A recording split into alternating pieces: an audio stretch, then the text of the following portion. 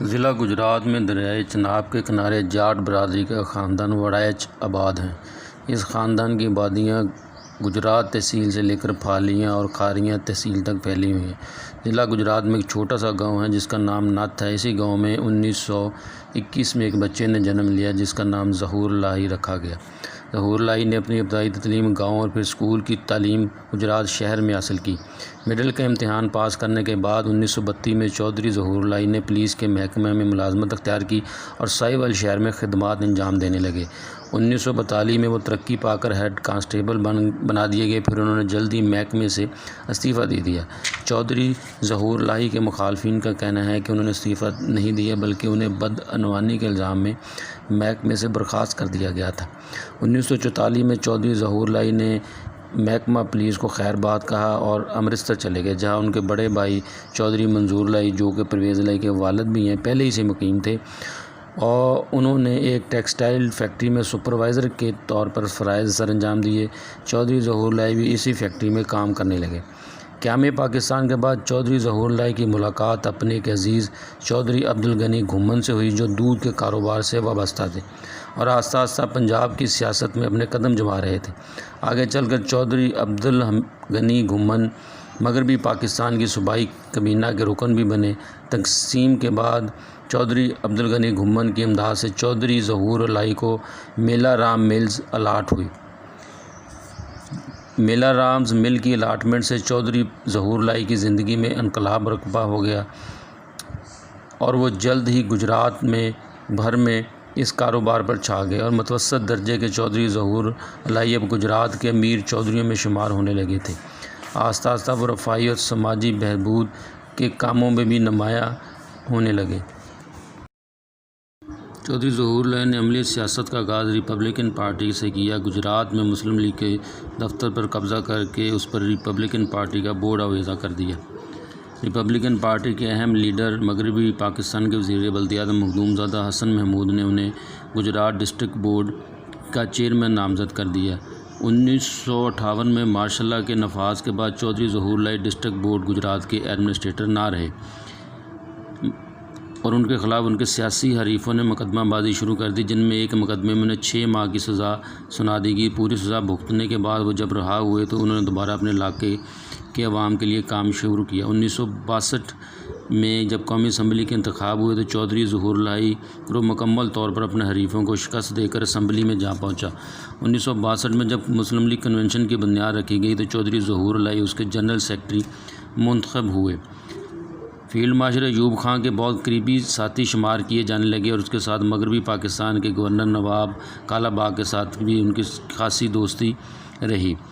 اسی زمانے میں حکومت نے پروگریسو پیپر لمیٹڈ پر قبضہ کر کے چودھری ظہور الہی کو اس کا سربراہ بنا دیا گیا۔ چودھری ظہور الہی نے اس کے بعد ایک روزنامہ اخبار کا بھی اجرا کیا۔ پروگریسو پیپرز ملز خریدنے کے کچھ عرصے بعد ہی چودھری ظہور الہی کمالیہ ٹیکسٹائل مل بھی اپنے نام الاٹ کروانے میں کامیاب ہو گئے۔ چودھری ظہور الہی نے مبینہ طور پر ایک فرضی نام سے پروگریسو پیپرز لمیٹڈ کو 27 لاکھ روپے کے عوض فروخت کر دیا۔ چودھری ظہور الہی نے کمالیہ ٹیکسٹائل ملز کی مشینری فروخت کرنے کے بعد اس کی زمین کو رہائشی اسکیم بنا کر فروخت کر ڈالا۔ چودھری ظہور الہی کو اس فعل کے باعث کئی مقدمات کا سامنا بھی کرنا پڑا۔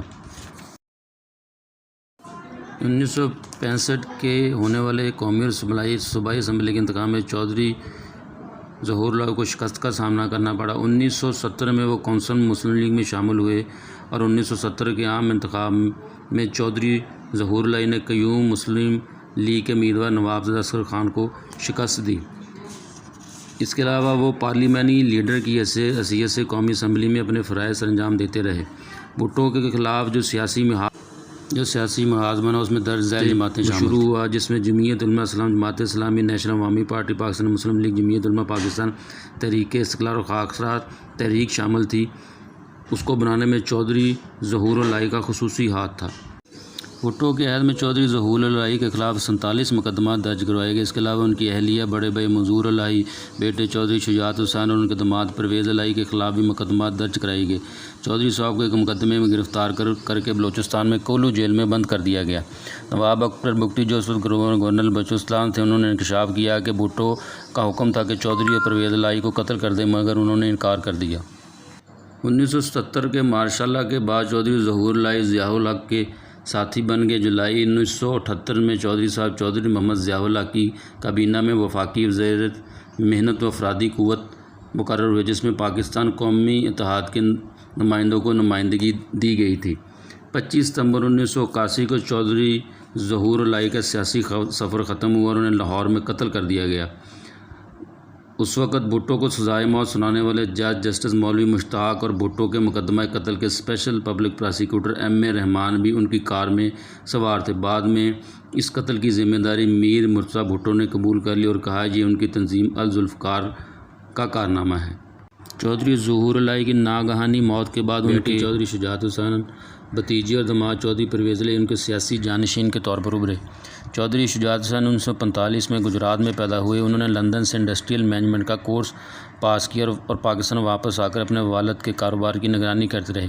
1985 کے عام انتخابات میں منتخب ہو کر جنیجو کابینہ میں وزیر صنعت بنے۔ 1988 میں گجرات کی عوام کی بھاری اکثریت نے ان پر ایک بار پھر اعتماد کا اظہار کیا۔ 1989 میں چودھری شجاعت حسین نے محترمہ بینظیر بھٹو کے خلاف تحریک عدم اعتماد پیش کرنے میں بڑا فعال کردار ادا کیا۔ 1990 میں وہ نگران کابینہ میں بطور وزیر شامل ہوئے۔ 1990 کا الیکشن جیت کر وہ وزیر داخلہ بنے۔ 1993 میں وہ کامیاب نہ ہو سکے، لیکن سینٹ کا الیکشن لڑا اور انتخاب بلا مقابلہ جیتنے میں کامیاب ہوئے۔ 1996 کے الیکشن میں چودھری شجاعت حسین ایک مرتبہ پھر N81 گجرات 2 سے قومی اسمبلی کا انتخاب لڑا اور بھاری اکثریت سے کامیاب ہوئے اور دوبارہ نواز شریف کی کابینہ میں وزیر داخلہ کے منصب پر فائز ہوئے۔ 1999 کے مارشاء اللہ کے بعد انہوں نے ایک علیحدہ دھڑا بنا لیا جس کا نام انہوں نے پاکستان مسلم لیگ قائداعظم رکھا اور جس کے سربراہ میاں محمد اظہر بنائے گئے۔ 2002 کے انتخاب میں میاں اظہر خود تو کامیاب نہ ہو سکے، لیکن مسلم لیگ کاف نے اتنی نشستیں ضرور حاصل کر لیں کہ وہ پنجاب میں اکثریت سے اور مرکز میں جوڑ توڑ کے بعد حکومت بنا سکیں۔ جون 2002 میں میر ظفر اللہ جمالی جب مستعفی ہونے پر مجبور ہوئے اور شوکت عزیز کو وزیر اعظم بنانے کا فیصلہ ہوا تو 3 ماہ کے لیے چودھری شجاعت حسین وزارت عظمیٰ کے عہدے پر فائز رہے۔ چودھری شجاعت حسین 2008 کے انتخاب میں کامیاب نہ ہو سکے، لیکن سینٹر منتخب ہونے میں کامیاب ہوئے۔ 2022-23 میں عمران خان کے خلاف تحریک عدم اعتماد کے بعد مسلم لیگ کاف 2 حصوں میں تقسیم ہوگی۔ مسلم لیگ کاف کا ایک حصہ چودھری پرویز الہی کی قیادت میں عمران خان کے ساتھ کھڑا ہو گیا، جبکہ دوسرا حصہ چودھری شجاعت حسین کی قیادت میں PDM کی جماعتوں کے ساتھ کھڑا ہو گیا۔ تحریک عدم اعتماد کے بعد دونوں خاندان ایک دوسرے کے سامنے آ گئے، لیکن 9 مئی کے بعد پرویز الہی کی گرفتاری کے بعد صورتحال تبدیل ہوئی اور دوبارہ گیم چودھری شجاعت حسین کے ہاتھ میں آ گئی۔ چودھری شجاعت حسین کے بہنوئی اور تایا جاد بھائی چودھری پرویز الہی ہی چودھری خاندان کے اصل سیاسی جانشین ہیں، جو نہ صرف ضلع کی وسیع گروہی سیاست کے اسرار و رموز سے واقف ہیں بلکہ ان میں مخالف نقطہ نظر رکھنے والوں کو قائل کرنے کی بھی صلاحیتیں موجود ہیں۔ چودھری پرویز الہی 1989 کے بلدیاتی انتخاب میں پہلی مرتبہ ضلع کونسل گجرات کے رکن منتخب ہوئے۔ 1983 اور 1987 کے بلدیاتی انتخاب میں وہ ضلع کونسل گجرات کے چیئرمین بنے۔ 1985 کے عام انتخاب میں وہ بلا مقابلہ صوبائی اسمبلی کے رکن منتخب ہوئے اور وزیر بلدیات کی حیثیت سے خدمات انجام دیتے رہے۔ 1986 میں انہوں نے وزیر اعلیٰ نواز شریف کے خلاف مظاہرہ کی اور ان کے خلاف پنجاب اسمبلی میں ایک مضبوط گروپ تشکیل دیا۔ 1988 میں پرویز الہی دوبارہ صوبائی اسمبلی کے رکن منتخب ہوئے اور وہ صوبائی کابینہ کے رکن بنایا گیا اور انہیں وزیر بلدیات بنایا گیا۔ 1990 میں چودھری پرویز الہی تیسری مرتبہ پنجاب اسمبلی کے رکن منتخب ہوئے۔ 1988 کی طرح اس مرتبہ ان کی نظریں پنجاب کی وزارت اعلیٰ پر تھیں، مگر نواز شریف نے ان کی بجائے اپنے اعتماد ساتھی غلام حیدر وہیں کو وزیر اعلیٰ بنا دیا۔ چودھری پرویز الہی کے حصے میں بلدیات کی وزارت آئی۔ 1993 میں وہ دوبارہ منتخب ہوئے اور منظور وٹو کے خلاف تحریک عدم اعتماد پیش کرنے میں پیش تھے۔ 1992 سے 96 تک کا عرصہ انہوں نے پنجاب کے قائد حزب اختلاف کے طور پر گزارا۔ 1997 میں انہوں نے ایک مرتبہ پھر PP 94 گجرات سے پنجاب اسمبلی کے انتخاب میں کامیابی حاصل کی اور اسپیکر کے عہدے پر فائز ہوئے۔ 1999 کے مارشاء اللہ کے بعد جب پاکستان مسلم لیگ کاف کا قیام عمل میں لایا گیا تو وہ اس کی پنجاب شاخ کے صدر بنے۔ 2002 کے عام انتخاب میں وہ دونوں حلقوں سے پنجاب اسمبلی کے رکن منتخب ہوئے اور حسب توقع پنجاب کے وزیر اعلیٰ بننے میں کامیاب ہو گئے۔ 2008 کے انتخاب میں وہ ممبر قومی اسمبلی منتخب ہوئے اور PP کے ساتھ اتحاد کے بعد نائب وزیر اعظم کے طور پر کام کرتے رہے۔ 2013 میں وہ دوبارہ ممبر قومی اسمبلی منتخب ہوئے۔ 2018 میں وہ ممبر صوبائی اسمبلی منتخب ہوئے اور تحریک انصاف کے ساتھ اتحاد کیا اور اسپیکر پنجاب اسمبلی منتخب ہوئے۔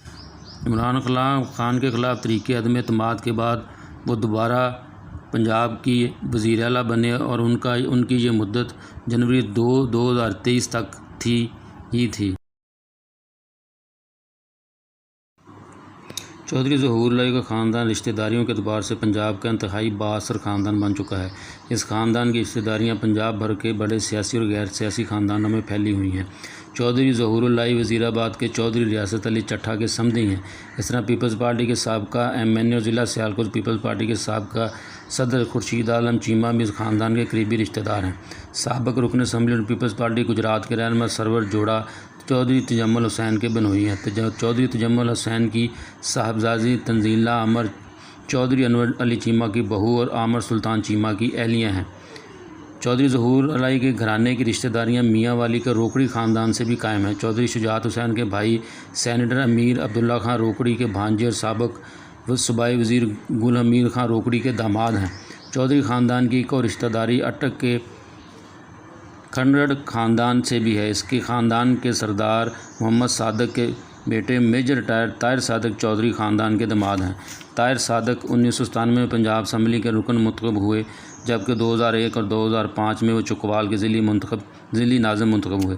میجر ریٹائر طاہر صادق کی صاحبزادی ایمان وسیم جو 2002 میں پاکستان مسلم لیگ کاف کے ٹکٹ پر قومی اسمبلی کی رکن منتخب ہوئی تھی مگر بعد میں انہوں نے اپنی یہ نشست جناب شوکت عزیز کو قومی اسمبلی کا رکن منتخب کروانے کے لیے خالی کر دی تھی۔ چودھری ظہور اللہ کے ایک اور داماد سابق جسٹس کرم اللہ چوہان کے فرزند ہیں۔